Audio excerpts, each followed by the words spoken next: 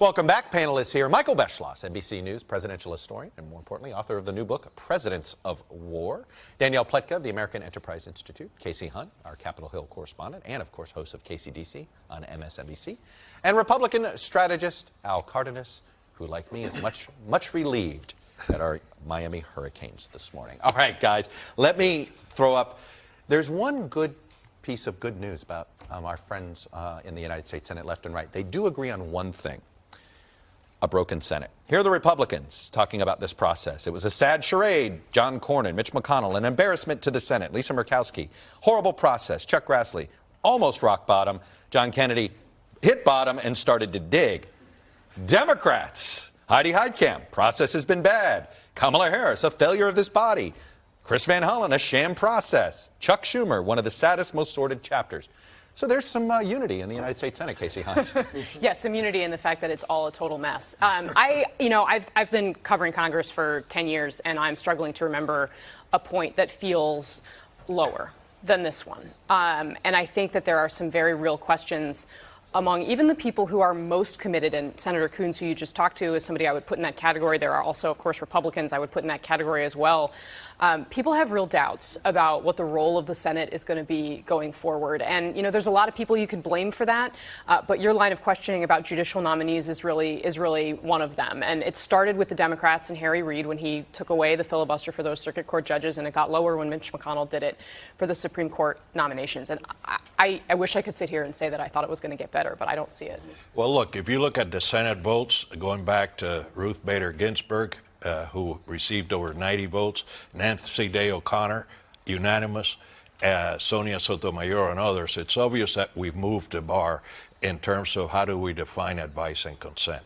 And that goes both ways. I think in terms of confirmations, we better figure out how we're going to redefine advice and consent and live within those parameters. Lastly, you know, I was for a swing vote. I was for somebody to replace Anthony Kennedy, who would be like Anthony Kennedy. And there are some potential candidates for that. But I don't know that advice and consent would allow you as a senator to try to enforce that kind of thing. It's complicated. Danny, I think the days of a swing justice are gone, right? It's going to be whichever party has the Senate and the presidency is probably going to just put their side on. Well, at the outset, that's absolutely true. But I do think, as we saw with John Paul Stevens, that there's a lot of growth in office among justices. I think the Federalist Society is trying to bring an end to that. Yeah, but you know, I think we were just been talking about the fact that the Chief Justice Roberts is one of those people who I think a lot view as a potential swing vote. Look, these are people of great intelligence, of great integrity, of great legal depth. The notion that they are incapable, for political reasons, of looking at evidence, of looking at the Constitution and drawing proper conclusions is wrong.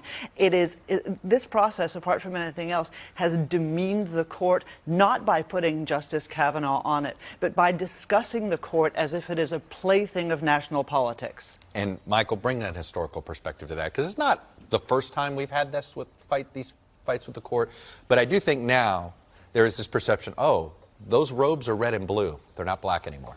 Yeah, it has gotten really ugly. And, you know, I was looking back at Clarence Thomas, 1991, not an exact parallel, and allegations against him were actually milder than those against now Justice Kavanaugh. But that was a time that, you know, there was huge animosity toward Clarence Thomas, and there was a discussion actually at the time that perhaps the court is getting political, and this is, you know, sometimes history really does rhyme. And the thing I really missed yesterday was 1991, the day that Clarence Thomas was confirmed, George H.W. Bush, President of the United States, said, "This has been ugly. This is really a time for healing. I'm going to try." Clarence Thomas came out on the front step of his house, said the same thing. There shouldn't be anger. I think this should be an age of healing. You know, let me put up something Amy Walter wrote, my friend over at the Cook Political Report. This battle isn't unique to the Trump era. It's simply the latest in a never-ending war by both sides to justify their partisan behavior. Meanwhile, voters aren't making the distinctions on policy or procedure or hypocrisy either. Instead, they rally behind their team. There's no time for nuance. There's only time for war. So war it will be for the foreseeable future. And I want to add something here, Kasie. It seems as if the Republicans in the Senate and essentially the body politic left and right has actually embrace the Trump style of politics? I think that's absolutely true. And I think you saw that when you saw Lisa Murkowski go to the floor after she voted no, and there was nobody hardly in the chamber watching her and nobody to applaud her. She was the one who actually took the stand and said, you know, we need to be viewing this differently. There aren't many Republicans who are doing that anymore. And even those who are giving lip service to civility, Ben Sasse, Jeff Flake, first of all, you know, what will they actually do? Will they run against the president? But second of all, would there be any voters? Is there a constituency behind that? I'm not convinced. I mean, people have embraced this president from top to bottom. And you know, Chuck, I think that, you know, the deeply personal nature of the opposition to this, I truly wonder if the Republican Party realizes how that this is going to play out over the longer term with the way that women have felt about this. Because there were people that I talked to day in and day out who really felt as though this was the highest levels of our institutions doing exactly what they have been fighting against, which is they came forward, they told their stories, and the institution said to them, you don't matter. Listen, dysfunction had begun before Donald Trump got to the White House and the Congress, but it's reached new levels. The appeal to people's lower instincts now by both bases have caused things like violence in the streets, demonstrations on both sides that go beyond the pale. You know, there's a recent book that came out about America from 1830 to 1860, A Field of Blood, and how that led to the Civil War in America. I'm not sure we're not leading to a cold Civil War, and I'm not too sure during the Trump era that things won't get worse. And so we as a nation need to figure this out. I'm here to promote his book. That book just showed up yesterday at my house. I ordered that book because I want to read it. Danny? I think the problem here is, look, Kasie, I understand that there was a lot of unhappiness about the vote, but the notion that one person or one spokesman speaks for all women, or that all women were appalled by this. I can tell you, I was appalled by this because the notion that somebody can bring down somebody's career on their word alone is the kind of license in our society that I think is hugely dangerous. For mothers who have young sons, they can look at them going to school and anybody can bring them down. What kind of a precedent are we setting?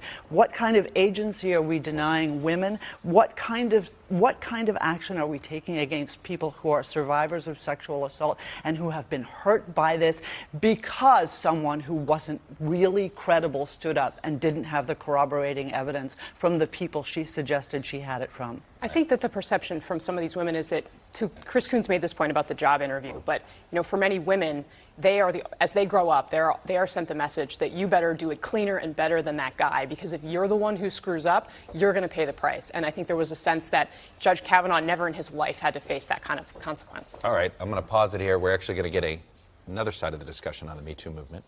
Hey, NBC News fans, thanks for checking out our YouTube channel. Subscribe by clicking on that button down here, and then click on any of the videos over here to watch the latest interviews, show highlights, and digital exclusives. Thanks for watching.